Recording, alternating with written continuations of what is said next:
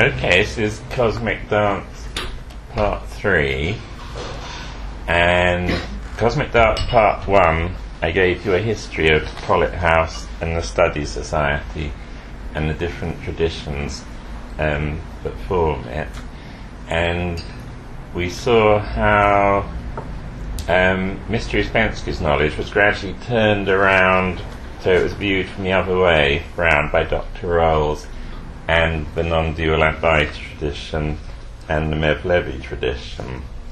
And then last week I gave you a very basic introduction to non-dualism, and all of this is leading up to, I think next week I'll do the symbolism of the ceremony. All of this is leading up to the symbolism of the ceremony.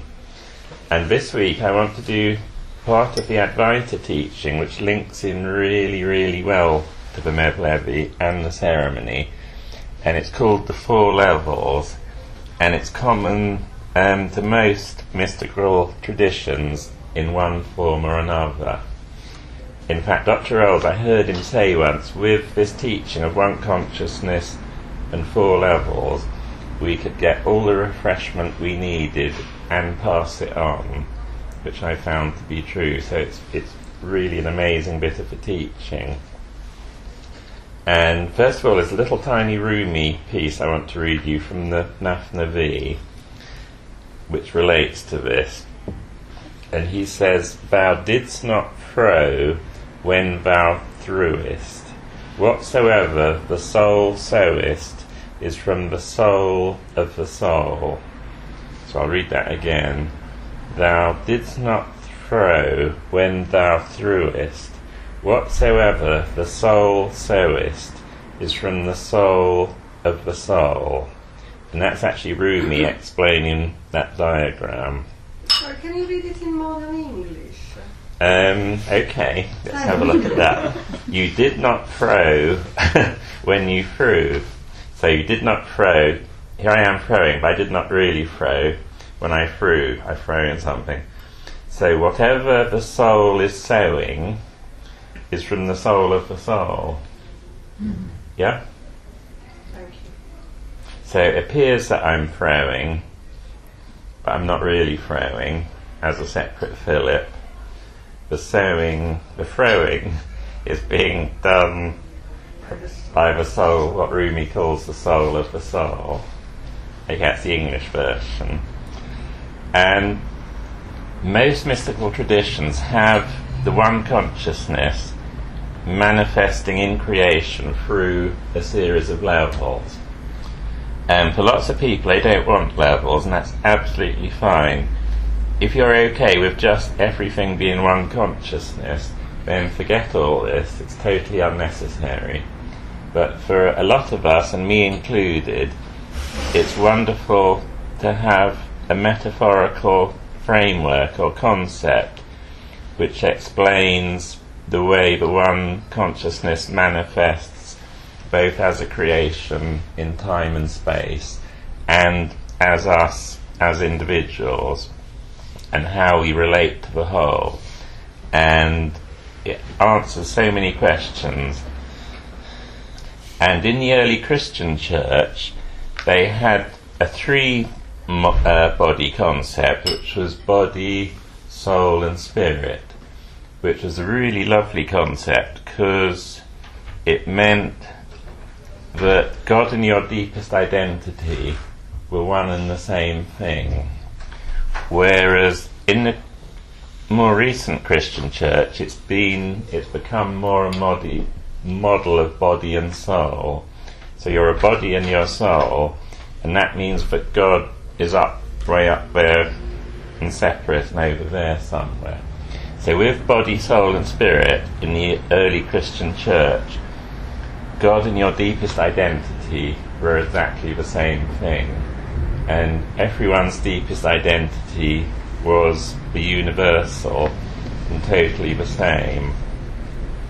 In the Advaita tradition from India, and you can actually find this concept first of all in the Upanishads, but it's developed by Shankara in the Advaita tradition, he divides it into four levels. So rather than just body, soul and spirit, you've got physical, subtle, causal and divine. As I remember Rumi's thing about the soul of the soul, and he often refers to that in the Mathnavi, about going back through the different levels to the soul of the soul. And in the Advaita tradition, the way it's explained is each world or level is contained within the next level up, and to some extent is a more limited understanding of it. So if you start down here with physical world, that's really easy one. On the individual scale, that's body of flesh and bones. Here it is, and it's solid and it can be weighed and measured, and it's observable to science. And if you go up onto the big universal scale, then that's the physical universe of 200 billion or more galaxies, all expanding in space, which constitute the universe. And there might even be an infinite number of universes, each containing 200 billion galaxies, each containing billions of stars. So it's absolutely, at that level, it's a massive physical world, incomprehensibly big. So that's physical level, and that's subject to time and space. So at that level there's time, and there's also physical space and matter, and that's all observable and it can be weighed and measured. So that one's really easy. And in terms of states of consciousness, that equates with the physical daytime waking state. And then that's contained within what's known as the subtle world. And for subtle, you can think psyche. So it's both your thoughts and your feelings. And on the individual scale, it's a very hidden world, because no one really knows what you're thinking or you're feeling, except to the degree that it's manifest into the physical. So if I'm very angry, then I'll probably be red and shaking down at this level. And if I'm blissfully happy, then again that will manifest as me smiling lots down here in the physical level. And so that's subtle, and that's psyche. And that's also the realm of sleep with dreams at night. So first here you are in your daytime state, then you go to bed and you enter this world of images, and stories are acted out, and sometimes they're very detailed and complex. And again, it's a private world, it's totally private to you. And there is still, to an extent, there's time here, but it's a different sort of time. So in your dream world, you can often have the most complex, long, amazing dream, which appears to take a vast amount of physical time, but the whole dream can actually happen in a split second. And when you're dreaming, you get, it's called REM sleep, rapid eye movement. So when you're dreaming, your eyes will be flickering away, which shows the mental activity going on. But so time is very different, because a whole long dream can take place in a split second. So that's subtle level. And if you remember our other diagram from last week, I've related that into the category of I am something. And in Zen Buddhism, they call this the mind-body mechanism. So for most ordinary individuals, if someone asks you the question, who are you? You're going to say, well, you're going to say I'm my body, and then you're going to say I'm my psyche. So I'm a mind-body, and that's, for many people, that's where identity ends. Mind-body mechanism. But if you're observant, you'll notice that when you're thinking and you're feeling, there's something behind the thinking and the feeling which just quietly witnesses your thinking and your feeling. In fact, all of this is witnessed. So you observe the outer world, and you also observe the movement of your thoughts and your feelings. So there's something behind thought and feeling which is like total stillness. And I put that under the category of I am nothing.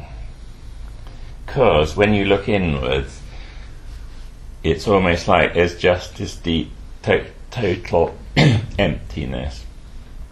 And in terms of states of consciousness, this is also the realm of dreamless sleep. So again, when you go to sleep at night, and you go, first of all, you go often into this dream world where there's a certain amount of time, and then at a certain point you go into dreamless sleep where there's no rapid eye movement and there's no thinking or feeling, and there's no time at all here. So it's like a total immobility or a total stillness. And often you can fall asleep at midnight and go into deep sleep, and what seems like the next second you wake up and it's 7 o'clock in the morning and no time at all has passed. So you've been there's no experience, there's no experiencer, and there's no time, and it's such a wonderful place to be. If you're in a life trauma, there's nothing nicer than getting into the realm of dreamless sleep. And the causal is also the realm of deep meditation. And as I was just talking with Paula, the moments of stillness at that level in meditation will often just be momentary. You'll have split seconds of it which you won't even notice you've had, when there's total stillness and total absorption and no movement. In Mr. Ouspensky's terms, this realm here really equates with what he calls self-consciousness or self-remembering. So it's like the back end of your attention is deeply absorbed in this deep stillness. That is your true nature, and you're looking out on the world from the point of view of this deep stillness. So it's like you're viewing both your thoughts and feelings and the physical world all as objects outside of you. So that's often referred to as the causal witness. And the thing behind your thoughts, which just witnesses, it doesn't comment or judge anything, which is very nice of it. So down here you can be being really nasty to someone, and that causal witness won't judge you, it will just witness. Or you can be being really kind to someone, and the same causal witness won't judge, it just all the time witnesses without comment. And when you're absorbed in that stillness, it's not like you have to stop thoughts. Thoughts carry on all the time. It's the nature of the subtle body that it will carry on thinking. So you don't have to stop thinking, and you don't even have to stop physical activity. It's like all of us, whether we know it or not, are acting out of this deep stillness and witnessing all the movement and drama that goes on here. What happens is, in terms of our identity, this part of our mind-body mechanism claims the sense of I as its own. So if you think of the word I, which in Latin is ego, when we were at school we used to say quiz, that means who wants who, and someone would shout ego, and that means I. So ego, which has a very bad press in spiritual traditions, and it shouldn't have a bad press because there's absolutely nothing wrong with it at all. Ego is just Latin for I. Where it becomes a limitation is if you just have a very narrow sense of your identity. So if you just say, I am my physical body, and that's all I am, then you're really limiting your sense of I. And in the Advaita tradition, they call that false I, and also in Mr. Uspensky's tradition. And all false I means, or false ego, in Sanskrit it's called ahamkar, false ahamkar. Aham means I, kar means vehicle. So ahamkar is vehicle for your sense of I. And it can be very narrow if you say I'm just my physical body, or you can say I'm both my physical body and my psyche. Physical body is limited because all the time, every day it's changing. As you get older, when you're a little kiddie, it's only about that big. And then when you get older, bits of it start falling off.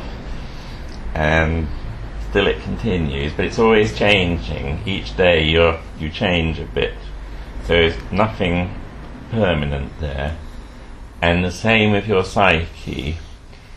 You can say I to your psyche, but all the time it's changing. Mr. Uspensky described it as like a continuously changing theatrical cast of characters, which it is. So it's always changing. So if you say I solely to either physical or subtle, you're limiting yourself. In Zen Buddhism, they have a concept that they call mind-body dropped.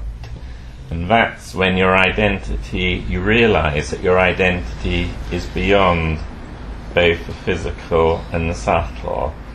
So it becomes, you start to notice that your identity is already the causal witness or the deep stillness which lies behind both your physical body and your psyche. And when that becomes a permanent phenomena, then that is called mind-body dropped.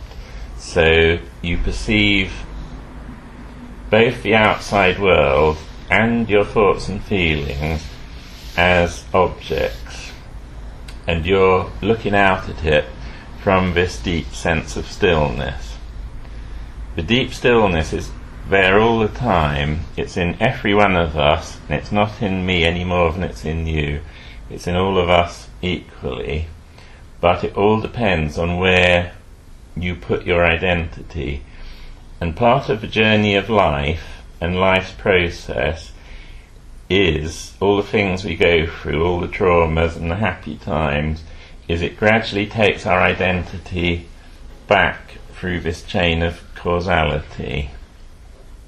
And that's really what Rumi calls the soul of the soul. So it's like there's always a bigger soul behind the soul. And as Einstein said, there's always a bigger will behind your ability to will. Which is, Einstein was a clever fellow.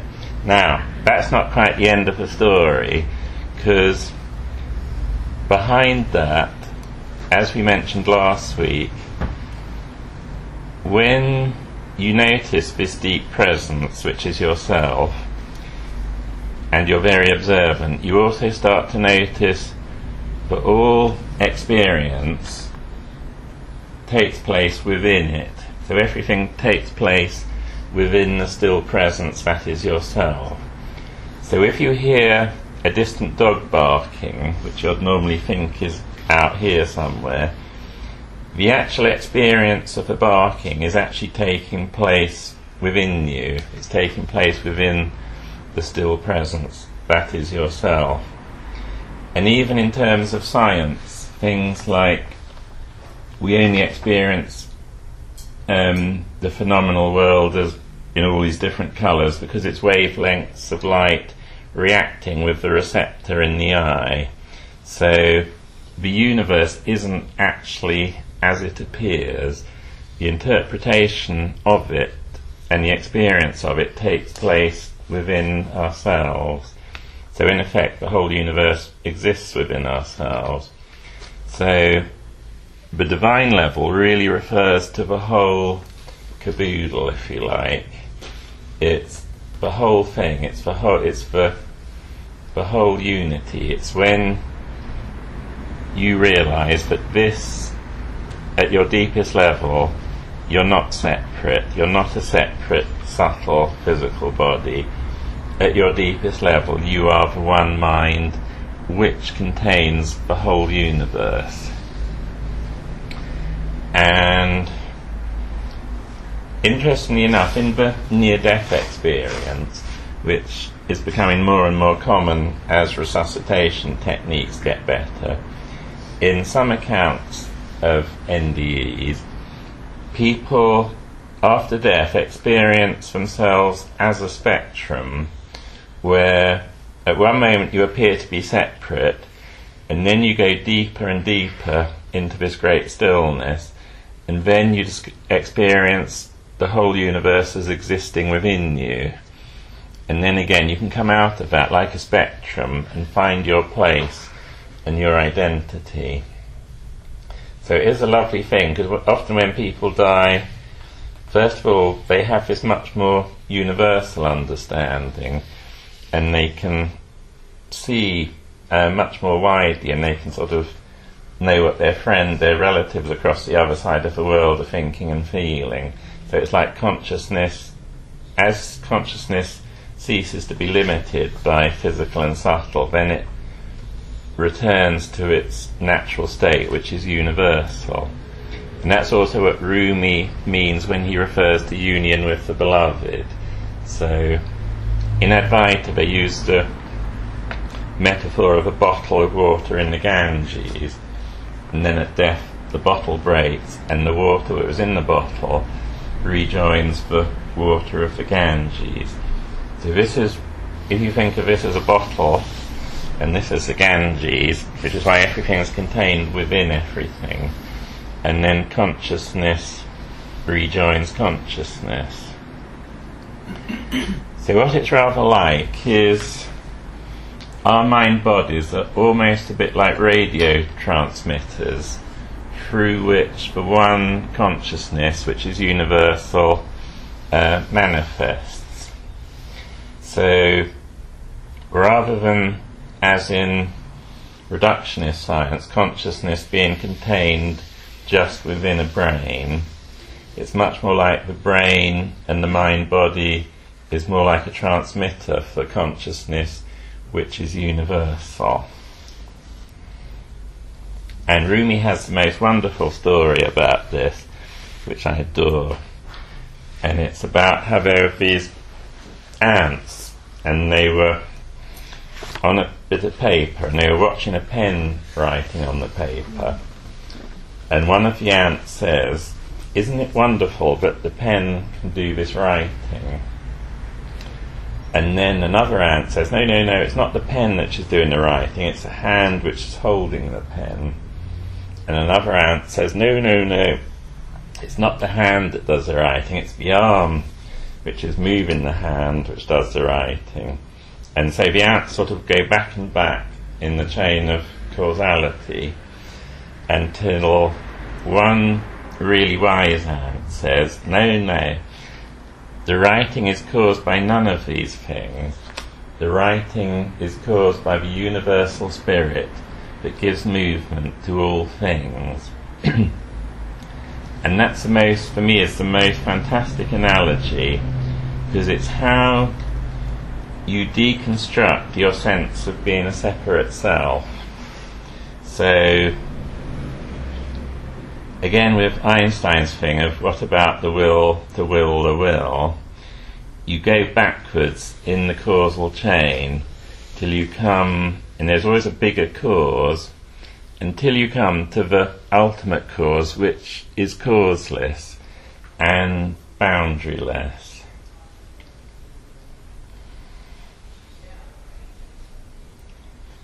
And there's a lovely bit I wanted to read. Here it is.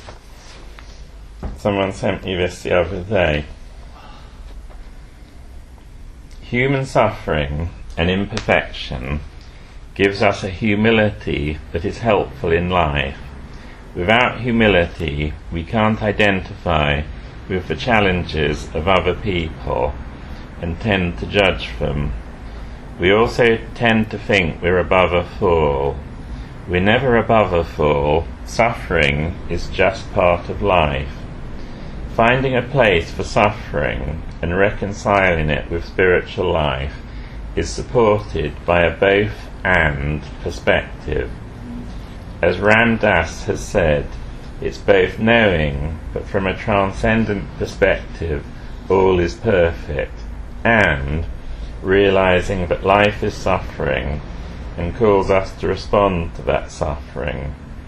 We don't deny the suffering, but we know it is not the only and final reality. The place beyond suffering, the transcendent, helps us not to drown in the world's suffering. So within our cosmic dance of life,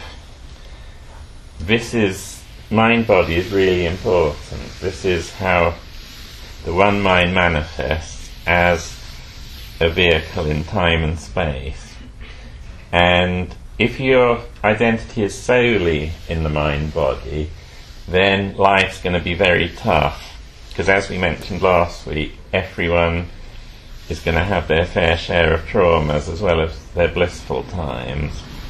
So the very nature that life contains suffering, at a certain point it pushes you, it forces you to try and find the place within you which is beyond suffering.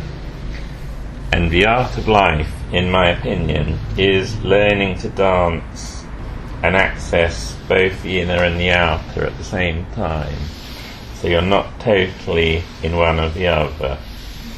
So you have access to the place of great stillness, which is totally beyond trauma, and then you're able also to dance in life fully and be a compassionate human being and help your fellow humans.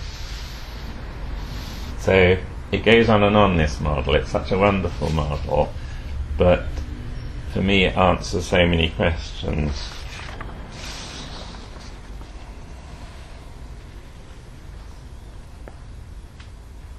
Any questions on that?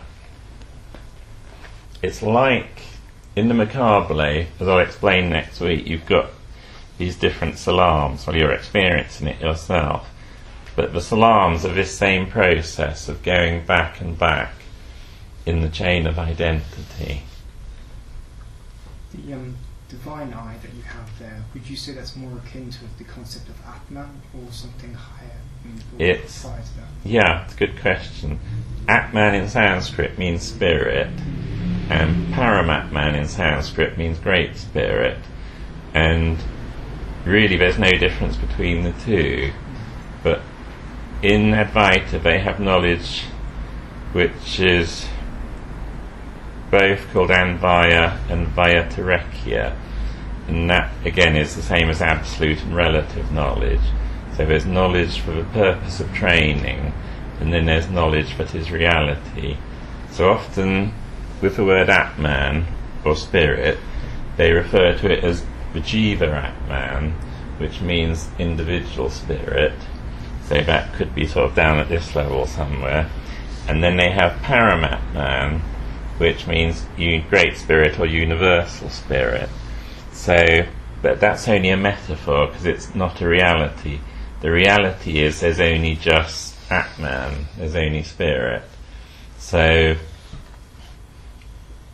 with the training method, people start off perceiving themselves as separate, although you aren't separate. You perceive, for the purposes of the drama, as we discovered last week, you project separation on top of what is a unity, and you then need certain metaphors and certain methods to help you by your own experience to see that you're actually not separate. you are actually the whole of creation. You're the whole of the universe. You're not even a bit of it, you're all of it. So Jiva Atman, Atman and Paramatman are just words for the purposes of training, till by your own experience you understand that there's only one thing. So there's only Atman. Could I say something? There is this thing, this sense of identity, which is the jiva, the last thing to go. And in the Atman, which is like a drop of water, and the Brahman is the ocean. But this jiva, it goes all through everything, this sense of identity, and it's a wrong thing. You're not any of this, what this jiva thinks it is. Anyway, but I was going to ask you about something else. It was the kingdom of heaven. It's like, what is this? Because apparently in all these near-death experiences, they're, giving you, it's changed their lives immensely, but through the experience of being in this, I think it is the kingdom of heaven, and I just wondered where it was in this, In the Gospel of Thomas, which is one of the apocryphal Gospels, it's a wonderful scripture because unlike the other Gospels, it hasn't had 2,000 years of retranslation and rewriting, because it was dug up as part of the Nag Hammadi scriptures in the 1950s. So it's only been translated once. And in that, the disciples asked Jesus, when will the kingdom come? And Jesus says, it will not come by looking for it. They will not say, here it is or there it is. He said, rather, the kingdom of the Father is spread out upon the earth, and men do not see it. So what he's saying there is, it is already. Or as Ken Wilber put it, the other world is this world rightly seen. So we project a certain image onto things, but already everything is fully the one consciousness. Wherever you look, in the Quran it says, where you turn your face, he is there. So in the near-death experience, you often have this image of, sometimes you have a great sort of city that people go to, which I think, ooh, that's heaven. But I suspect that the near-death experience is an experience which is tailor-made for each individual. So a lot of near-death experience is very, very different.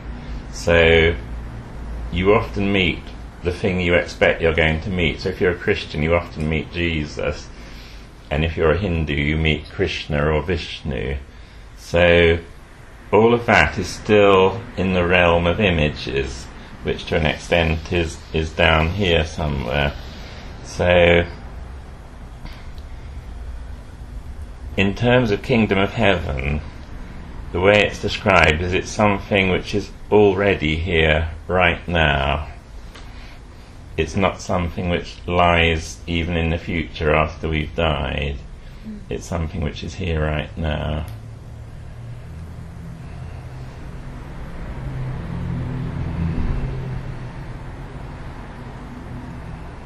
Any more? Any new chickpeas? Justina, in terms of Mr. Uspensky's teaching, that's what he calls self-consciousness, and that's what he called cosmic consciousness. With self-consciousness, it's like, rather than your identity being just in mind-body, which he would have called waking sleep, it's like the background becomes the foreground. So the thing that before was lay behind your psyche seems to come much bigger and become into the foreground. And then you're sort of acting from that point. So you're witnessing the outside world from a point of view of stillness, but there's still a subtle subject-object duality. So there's still viewer's stillness looking out on an external world. When you realise that everything is taking place within you, then the subject-object duality collapses, and you realise that there aren't any others, there isn't anything external to you, and that everything is contained within you. And that's what he described as cosmic consciousness or objective consciousness. That's your Ouspensky lesson. I thought cosmic consciousness was more like higher intellect, where you're not identifying with the absolute, but you can somehow know what's going on in the whole of creation. Just creation rather than non-creation. Yeah. You have actually come in part of a course, and you've missed what we've been discussing previously. So I did ask you at the beginning, I said you're welcome to listen. Sorry. It's all right. Anyone else?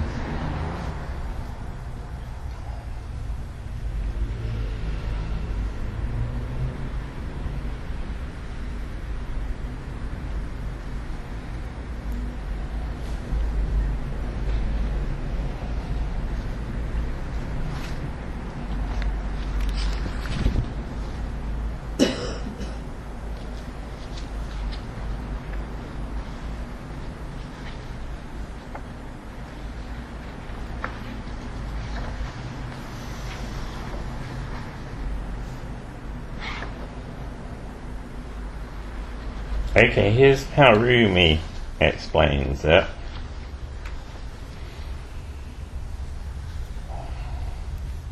And he's explaining how to go back through these particular veils.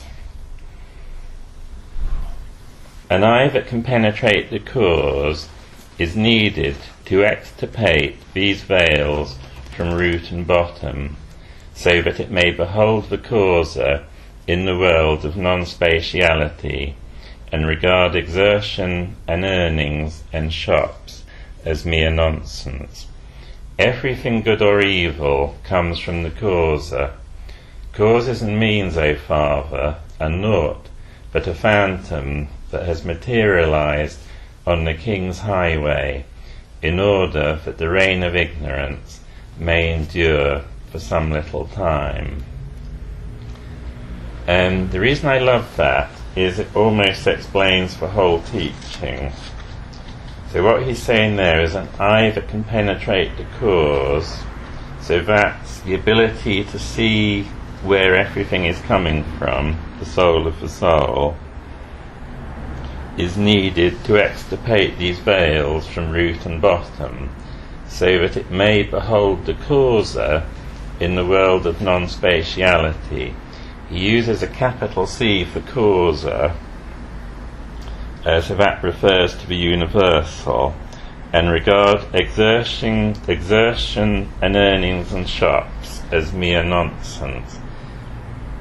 By that he means that it's perceiving yourself as the doer at this level is mere nonsense. Everything good or evil comes from the causer. Causes and means, O Father, are naught but a phantom that has materialized on the King's highway, in order that the reign of ignorance may endure for some little time. What he's saying there is that it's necessary that we do mistake the origin of causes. So it's necessary for the purpose of the drama that we perceive ourselves as separate entities, acting independently and reacting with other separate entities in the drama, in order that the reign of ignorance may endure for some little time. So that's in order that the drama of life may continue. and we discussed that last week, how not knowing is as much part of the drama as knowing. It's not a mistake. The ignorance is a stage of knowledge. That's the you need to think you're having dinner with somebody else. That's when no fun having dinner alone.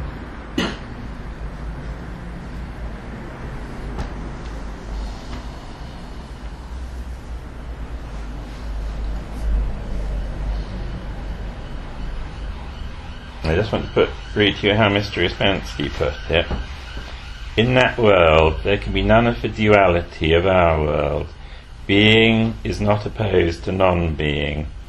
Life is not opposed to death. The one includes the other.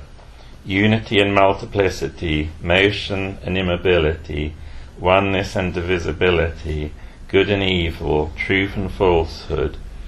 All these divisions are impossible there. Everything subjective is objective, and everything objective is subjective. That world is the unity of opposites. That world and our world are not two different worlds. The world is one. That which we call our world is only our incorrect representation, the world seen through a narrow slit. As we begin to feel the reality and miraculous quality of that other world, our earthly world begins to appear unreal. That's the same as Ken Wilber's "The other world is this world rightly seen."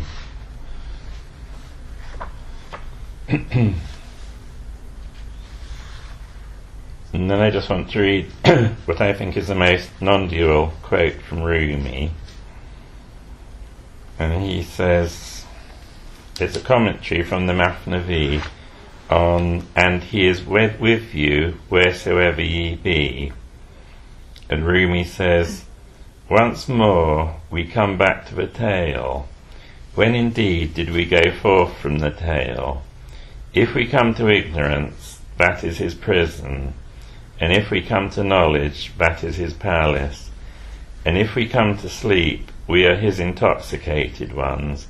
And if to wakefulness, we are in his hands. And if we weep, we are a cloud laden with the bounty dispensed by him. And if we laugh, at that time, we are his lightning. And if we come to wrath and war, 'tis the reflection of his might. And if to peace and forgiveness, 'tis the reflection of his love. Who are we?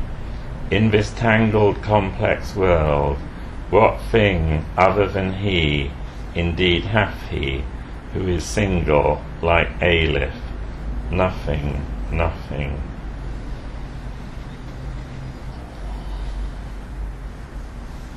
One thing I just want to add to that is we talked about top-down and bottom-up, and this really is top-down and bottom-up. So bottom-up, you perceive yourself as this little speck, little physical body in this huge great universe, massive, insignificant, and climbing your way bit by bit up towards consciousness. So that's bottom-up, and that's relative knowledge. Top down is you are already the whole universe. You're already the one consciousness out of which everything manifests. And then you come down a bit and there's total stillness. And then at the subtle level, a dream world appears on the screen of consciousness. And then you appear to wake up, and then a whole physical universe appears on your screen of consciousness. So it's completely the other way around. From this angle, you appear to be a speck in a giant physical universe with this tiny thing called consciousness. And from this perspective, which is the absolute perspective, you already are the one consciousness in which the whole physical universe unfolds and manifests. So those are the two perspectives. And next week we'll look at it in more detail in relation to the macabre way. So thank you very much. Thank you.